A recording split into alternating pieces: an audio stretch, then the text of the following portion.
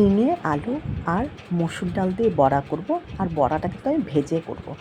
এই তিনটে দিয়ে সুন্দর একটা তরকারি বানাবো। তো যাই হোক, তোমরা কিন্তু মটর ডাল, ছোলার ডাল, যে কোনো ডাল দিয়েই বড়া করতে পারো। আমি মসুর ডাল নিয়ে নিয়েছি, আর এখানে নিয়েছি কালো সর্ষে আর ভাজা তিল নিয়েছি। এটাকে একটু ভিজিয়ে রেখে দিলাম। এটাকে একটা মিহি পেস্ট করব। মশলা বলতে কিন্তু আর কিছুই দেবো না, শুধু তিল আর কালো সর্ষে আর দুটো কাঁচা লঙ্কা, আর সামান্য একটু আদা দেবো। আর ডাল বাটার সময় কিন্তু আদা, কাঁচা লঙ্কা, নুন সব কিছু দিয়ে একসাথে পেস্ট করব। তো যাই হোক, ঝিঙে কিন্তু খুব সুন্দর করে আমি দেখো ছুলে কেটে নিয়েছি, আর এইদিকে মশলাটা করে নিয়ে আসছি। আর ডালটা 3-4 ঘন্টা ভিজিয়ে রেখেছিলাম, একদম ফুলে মোটা হয়ে রয়েছে। এবার এটাকে জল ছাড়াই আগে পেস্ট করব। যদি জল দেবার হয় তাহলে সামান্য একটু দেবো, না হলে কিন্তু জল ছাড়াই পেস্ট করা যাবে। দেখো মসুর ডালগুলো একদম ফুলে ফুলে মোটা হয়ে গেছে। তো যাই হোক, একটা মোটা কাঁচা লঙ্কা দিয়ে দিলাম, আর কয়েক টুকরো আদা, আর খানিকটা আমি নুন দিয়ে দেবো। দিয়ে এবার একদম মিহি পেস্ট করব না, একটু সামান্য মানে দড়া দড়া থাকবে, সেই অবস্থায় পেস্ট করব। তো যাই হোক, পেস্ট করে নিয়েছি, এই দেখো সুন্দর পেস্ট হয়েছে। আর এর মধ্যে আবারও একটু নুন আর হলুদ দিয়ে ভালো করে এটাকে ফেটিয়ে নিচ্ছি। ভালো করে ফেটানোর পরে এটাকে এবার বড়া ভেজে নেব। তো কড়াইয়ে একটু বেশি করে তেল দিয়ে নিয়েছি। এবার মসুর ডালের বড়াগুলো ভেজে নেব। তোমরা কিন্তু মটর ডাল, ছোলার ডাল দিয়েও কিন্তু করতে পারো। আমি ইচ্ছে করে একটু মসুর ডাল দিয়ে আজকে করলাম। তো যাই হোক, ঝিঙে আলু আর মসুর ডাল এই তিনটে দিয়ে বড়া করলে এক পদেই কিন্তু, তরকারি করলে এক পদেই খাওয়া হয়ে যায়। তো যাই হোক, এই তরকারিটা সর্ষে আর এর মধ্যে পোস্ত দিতে পারো। পোস্ত আমি দেইনি, আজকে তিল আর সর্ষে দিয়ে রান্না করছি। তো যাই হোক, খেতে কিন্তু খুব ভালো লাগে। তো কীভাবে বানাচ্ছি সেটাই তোমরা দেখে নাও। তবে এক পিঠ ভাজা হয়ে গেছে বড়াটা, উল্টে দিয়েছি সব। এইভাবে সব বড়াগুলোকে ভেজে নিচ্ছি।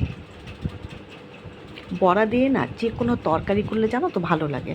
তো যাই হোক, এবার আমি ওই তেলের মধ্যেই আমি কালো জিরে একটা শুকনো লঙ্কা ফাটিয়ে সম্বার দিয়ে নিলাম। এবার আমি সম্বারটা ভাজা হয়ে গেলে এর মধ্যে আমি আলু দিয়ে দেবো।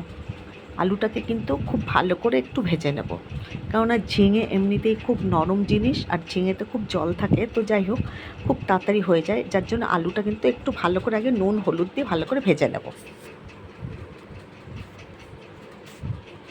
এই তরকারি কারা কারা খেতে ভালোবাসো অবশ্যই জানাবে। আমার তো ভীষণই ভালো লাগে। তোমরাও যদি না খেয়ে থাকো অবশ্যই এভাবে বড়া ভেজে ঝিঙে আলু দিয়ে বড়া করে মানে তরকারি করে খাবে, দেখবে দারুণ লাগে খেতে। তো যাই হোক, আলুটা দেখো, আর আমি বেশি এর মধ্যে এখন কিন্তু তেল ব্যবহার করব না, এই তেলেই রান্না করব। ভাজার পরে যে তেলটা ছিল এতেই আমার হয়ে যাবে।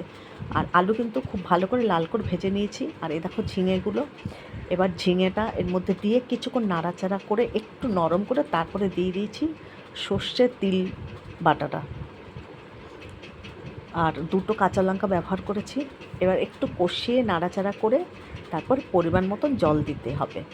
হ্যাঁ, অবশ্যই জল কিন্তু একটু বেশি দিতে হবে, কেননা এটা দুটোই সিদ্ধ হবে। তারপর বড়াগুলো কিন্তু আমার অনেকগুলো বড়াগুলো যেন মানে ভালো করে ভিজে একদম জলটা কিন্তু টেনে নেবে। তো যাই হোক, এর জন্য একটু জল বেশি ব্যবহার করবে, আর একদম মাখা মাখা অবস্থায় আমি নামাবো। তো যাই হোক, দেখো আরেকটু জল লাগবে, এই যে অনেকটাই জল দিয়েছি। এবার টকবক করে ফুটে উঠলেই বড়াগুলো দিয়ে দেবো। ওপর দিয়ে দুটো আমি আবার কাঁচা লঙ্কা মুখটা চিরে দিয়ে দিয়েছি। দেখো ফুটে উঠেছে, সামান্য একটু চিনি দিয়ে দিলাম ওপর দিয়ে। এবার ঝোলটা কিন্তু টকবক করে ফুটেছে। এবার বড়াগুলো দিয়ে আর সামান্য 2-3 মিনিট ফুটিয়ে আমি নামিয়ে নেবো। আর কিছু আমি এর মধ্যে দেবো না। তোমরা ইচ্ছা করলে কিন্তু একটু ধনে পাতাও দিতে পারো, আমি ধনে পাতা দিইনি। এই যে ভাজা বড়াগুলো এবার দিয়ে দিলাম। কিছুক্ষণ 2-3 মিনিট হলেই বড়াটা খুব সুন্দর সফট হয়ে যাবে, আর আমার তরকারিটাও হয়ে যাবে, নামিয়ে নেব। তো যাই হোক, দেখো বড়া কিন্তু আমার এখানে অনেকগুলো, আর এই এক পদেই এক থালা ভাত খাওয়া হয়ে যাবে, আর দারুণ লাগে খেতে। তোমরা কিন্তু খেয়ে অবশ্যই জানাবে।